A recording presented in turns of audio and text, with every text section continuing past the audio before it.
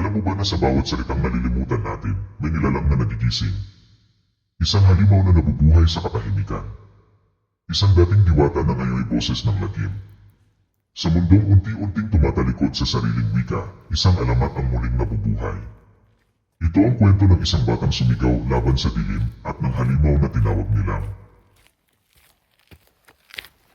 Maligayang pagdating sa ating channel, mga mitologista. Bago natin simulan ang kwentong ito, paki-like at paki-subscribe muna ang videong ito para updated ka sa mga bagong video na mga kwentong totoo ang pinagmulan. Mahiwaga ang nilalaman.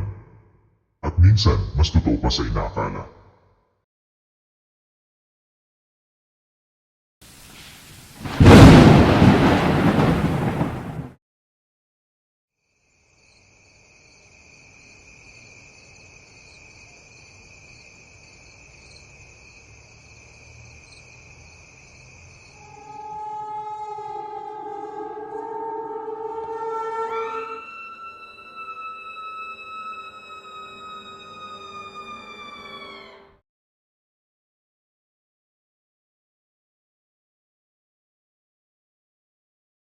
Noong unang panahon, sa isang bayang tinatawag na Talinghaga, may isang lumang paniniwala na hindi dapat binabaliwalang wika dahil ang bawat salitang nalilimutan ay nagiging multo.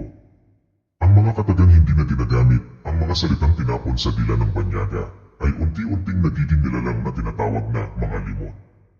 Hindi sila nakikita sa araw. Pero tuwing kabilugan ng buwan, lumilitaw sila, bitbit ang hinagpis ng isang wikang unti-unting namamatay. Sinasabing ang pinuno ng mga limot ay si Alingaungaw, isang dating diwata ng wika na isinumpa ng talikuran siya ng bayan. Ngayon isa na siyang anyong usok, walang mukha, pawang bulong at hininga. Kung marinig mo siyang tumawa sa gabi, tanda na may kaluluwa na naman siyang kinain. Dumating ang panahong ang mga bata sa Talinghaga ay nahumaling sa bagong teknolohiya, bagong salita, bagong ugali.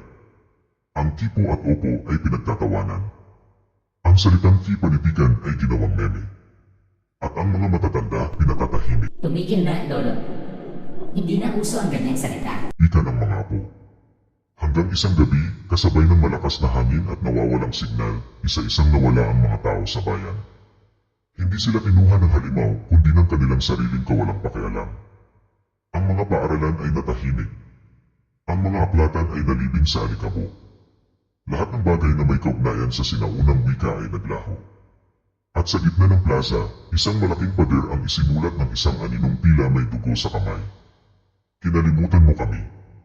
Ngayon, ikaw naman ang malilimutan. Isang batang lalaki, siluntian, ang hindi pa naabot ng dilim. Siya ay inalagaan ng kanyang lola Daya, ang huling babaylan ng Talinghaga, na itinuro sa kanya ang sinaunang dasal, salitang Tagalog na malalalim at mga alamat na mahaba't madugo.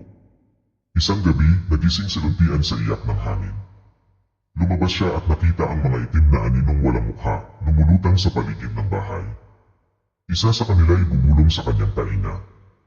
Sabihin mo sino ka kung wala ang wika mo. Halos himatayin siluntian sa takot, pero naalala niya ang turo ni Lola Daya, kung matatakot ka, gamitin mo ang salita bilang sandata. Sa lakas ng loob, sumigaw siya. Ako siluntian, anak ng Talinghaga, tagapagsalita ng lumang diwa. Biglang nagsipagsigawan ng mga limot na papaso ng kanyang salita. Nang makita ni Luntian na umepekto ito, sinambit niya ang isang sinaunang dasal. Daya ng wika, gabayan mo kami. Sa gilid ng limot, ilawan mo kami. Sa kalagitnaan ng kadiliman, lumitaw ang apoy sa langit at mula rito, bumaba ang isang nilalang na may ilaw sa katawan. Siya si Diwata Laya, muling nabuhay sa panawagan ni Luntian. Inilaban niya si Alingaungaw. Ang hangin ay sumabog. Ang mga anino ay nagsisigawan. At sa wakas, gamit ang mga sinaunang tula, dasal at sigaw ng bayan, natalo nila ang dilim. Ngunit may kapalit. Upang mailigtas ang bayan, isinakripisyo ni Luntian ang kanyang tinig. Nawalan siya ng boses, ngunit sa halip, ang buong bayan ay nagising muli sa wika. Nagbalikan ang alaala at ang mga salitang matagal ng nilimot ay muling isinilang. Matapos ang pagbagsak ng dilim, ang bayan ng Talinghaga ay nagsimula ng bumangon muli. Ang mga tao ay nagbalikan sa kanilang mga tahanan at nagsimula ng mag-usap-usap tungkol sa kanilang mga karanasan sa panahon ng kadiliman. Ngunit hindi lahat ng mga tao ay nakabalik sa kanilang mga tahanan. May mga ilang mga tao na hindi na nakita pa matapos ang labanan sa pagitan ni Diwata, Laya at Alingawngaw. Ang mga tao ay nagsimulang mag-isip na ang mga ito ay maaaring mga biktima ng labanan.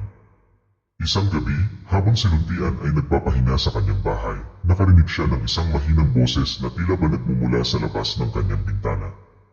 Ang boses ay tila ba isang babae na nag-aawit ng isang lumang awitin. Si Luntian ay nagtaka at lumabas ng kanyang bahay upang tingnan kung sino ang umaawit. Ngunit hindi niya nakita ang sinuman sa labas ng kanyang bahay. Ang boses ay tila ba nagmumula sa lahat ng dako. Bigla, ang boses ay tumigil at isang malakas na hangin ang dumating. Ang hangin ay tila ba may dalang mga multo ng wika na hindi pa nakakalaya sa mundo ng mga buhay. Si Luntian ay nakakita ng mga multo ng wika na lumilitaw sa harapan niya. Ang mga multo ay tila ba mga anino ng mga tao na may mga mukha na hindi makikita.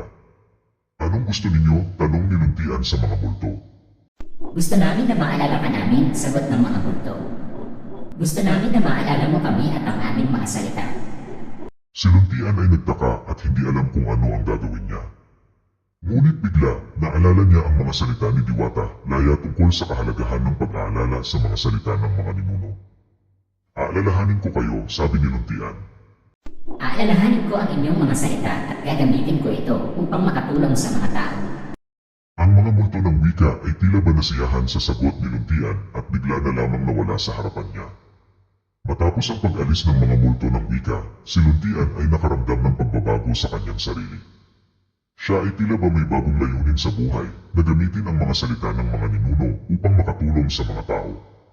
Siya ay nagsimulang mag-isip tungkol sa mga paraan kung paano niya magagamit ang mga salita upang makapagbigay ng pag-asa at inspirasyon sa mga tao. Sa mga sumunod na araw, si Luntian ay nagsimulang maglakbay sa iba't ibang bahagi ng bayan ng Talinghaga na nagbabahagi ng mga kwento at salita ng mga ninuno sa mga tao. Siya ay nakakita ng mga tao na tila ba nawala ng pag-asa, ngunit sa pamamagitan ng mga salita ng mga ninuno, sila ay nakahanap ng lakas at inspirasyon upang harapin ang mga hamon ng buhay. Ang bayan ng Talinghaga ay unti-unting bumabangon muli at ang mga tao ay nagsimulang magkaroon ng pag-asa sa hinaharap. Si Luntian ay naging isang simbolo ng pag-asa at inspirasyon at ang mga salita ng mga ninuno ay naging isang mahalagang bahagi ng buhay ng mga tao sa bayan. Sa huli, si Luntian ay nakahanap ng kanyang tunay na layunin sa buhay na gamitin ang mga salita ng mga ninuno upang makapagbigay ng pag-asa at inspirasyon sa mga tao. At ang bayan ng Talinghaga ay magpakailanman na magkakaroon ng isang alaala ng mga multo ng wika na nagbigay ng inspirasyon kay Luntian upang magawa ang kanyang misyon. Babala, kapag itinakwil mo ang iyong sariling wika. Kapag kinalimutan mo ang iyong kasaysayan at kultura. Sa dilim ay may nakamasid at baka isang gabi, bigla na lang siyang bumulong at sabihin na saan na ang iyong wika. Maraming salamat sa inyong panonood, mga mitologista. Sana'y may natutunan kayo tungkol sa ang mga multo ng wika. Huwag kalimutang mag-like at mag-subscribe para sa mga bagong video na mga kwentong totoo ang pinagmulan, mahiwaga ang nilalaman at minsan, mas totoo pa sa inaakala. At kung may mga tanong o suggestion kayo, mag-iwan lang ng komento sa ibaba. Hanggang sa susunod.